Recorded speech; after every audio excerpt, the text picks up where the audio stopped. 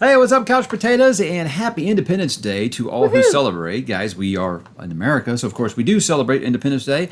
And a fun conversation that came up around the house this week was, what is your favorite movie to watch over 4th of July weekend? So I got lots of interesting feedback from you guys. And I feel like this kind of opens that can of worms, like at Christmas time, where people start throwing weird answers at you, like, hey, Harry Potter, that's my favorite Christmas movie. It's like, really, Harry Potter? Yeah. You know, so I think for us, it's like something that has to do with Independence Day, or obviously the founding of America makes more sense than, what did I get earlier? Jaws, I guess, because it has 4th of July in it. So Jaws gets an honorable mention. I guess it makes sense. But for me, it has to be something that's about, you know, the 4th of July, significant to something about 4th of July. But I don't know, because I feel like my answer is kind of walking that tightrope if it's just happening over 4th of July weekend, you know? So, I don't know. So, before we begin, I think we know each other's answers. Do you have any honorable mentions that I haven't thought of?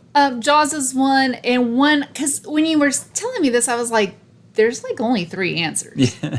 What was the third? And then I kind of looked up some stuff, and I saw people saying crazy things like A League of Their Own, and I'm like, it's Americana, but I wouldn't say it's Independence Day. No. And this is my favorite holiday, so I have strong feelings on this. Okay. But I looked up and I was like, okay, Jaws gets a nod. Even though you didn't like Jaws. I did not enjoy that movie. But it makes sense for 4th of July movie. And then my other one where I was like, yeah, that is a good Independence Day movie that I hadn't thought of before is National Treasure. Oh, dang, I didn't even think about that. Like, that's fun. You show that to the kids. The whole family, yeah. And it definitely, I think it fits the theme of independence, revolution, despite it not being about... Yeah, no. Yeah. No, but you got like the Declaration of Independence and all that stuff. You get some history lessons in there. I think that's a good answer. So would you like to go first, or would you like me to go first? You can go first. I mean, for me, it's there's a movie that we watch every single year, guys, as a family, and I've been doing this since the 90s. And it's Independence Day, because it's one of those movies that I feel like a lot of people are like, oh, yeah, it's just cheesy 90s fun. I think it's genuinely a great movie. I think it's got great character development. It's got a very, very tight plot. It really does. Some things might be dated, you know, because, of course, the internet in the 90s was a little odd, I think. But I think the special effects hold up great. But what I love about this structure is there's no real main character in the movie. There's like 5 different groups of characters. And I don't feel like any of them work without the other one. So it's just a really great ensemble cast. And again, it's got some of my favorite one-liners, you know. I mean, so many Will Smith bangers come from this movie that every once in a while I'll be like, is that from Men in Black or Independence Day? Who cares? They're both awesome. But this, guys, it's unbeatable. Every single year I watch it, every single year, because it's just so much fun. And I know that you would be picking this one if you didn't. So would you say this is your 1B, or is this solidly number 2? Yeah, so out of the 3 that came to mind, that one came to mind. Born on the 4th of July, which I realize isn't necessarily... It's more of a protest movie. Yeah, an Independence Day movie, but it still works. It's got the title. Yeah, and it's 4th of July parade, Have you right? watched it? Have you watched the movie? It's been a long minute, so I'd have to do a rewatch to say for sure. But when you told me this, first thing that came to mind is The Patriot. That's pretty much it. Like, are we even talking about 4th of July movies if we're not talking about The Patriot? And there's so much that's done really well in this. They do hit a lot of the historical points, but you know, they breathe a little Hollywood life into characters, and it is kind of more of a family story.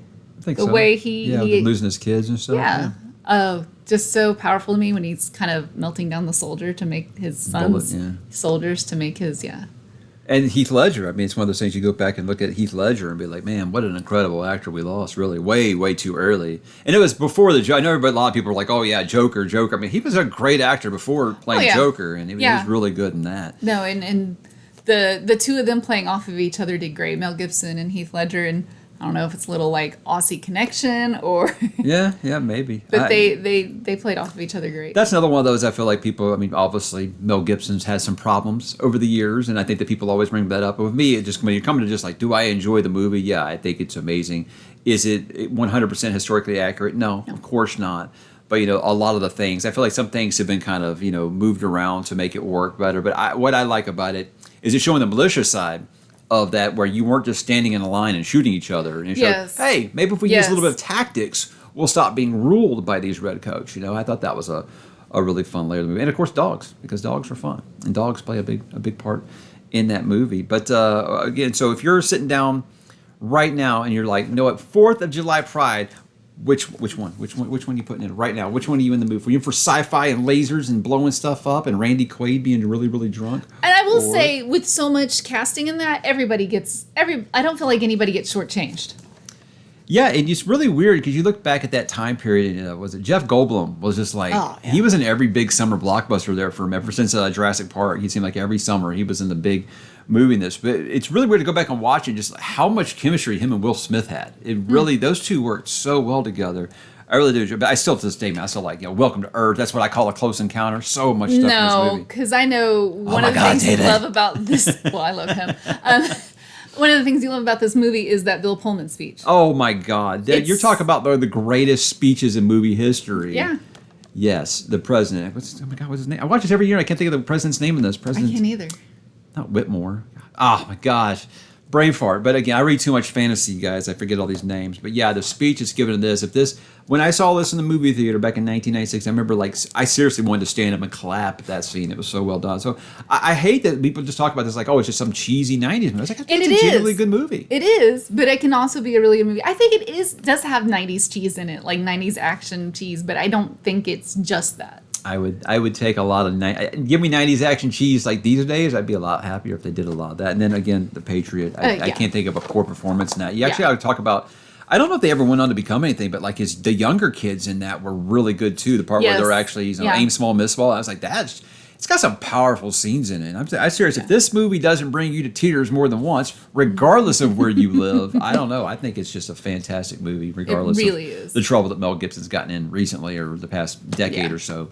As an actor, when he was on his game, man, he was untouchable. So yeah, either one of these movies, pop them in, I'd be happy. I think this is a lot easier of a conversation to have than the Christmas one, because I think there is generally a lot more Christmas movies that I could think of, and I'd have to think a little hard. But for me, it came up. It was one of these two, and it wasn't close. I did find another movie where I was like, I might go back and watch that, called April Morning, and then Revolution with Donald Sutherland.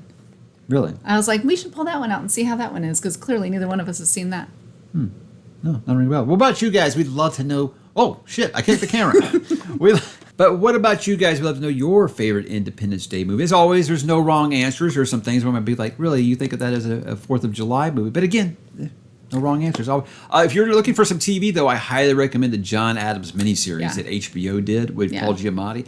So many actors that you'll notice in there that have went on to other things. Like I think the guy that played Thomas Jefferson was Stannis Baratheon on Game of Thrones. So lots of actors that HBO loves to recycle. But that's a really great. You want just some good history lessons. And if you put it all together, it's good stuff. It's a little movie. Yeah, I think that's probably the best portrayal of the time period of the founding fathers, without a doubt. And you have this weird crush on Benjamin Franklin. He's my favorite founding father. He's in that movie, you know, and he's pretty good. But yeah, it's a fantastic flick. If you guys haven't missed it, you got HBO Max, go ahead and check it out, because it is on there, and I've watched it more than once. But hit us in the comments, guys. Let us know what you are watching this weekend, and we will talk to you there.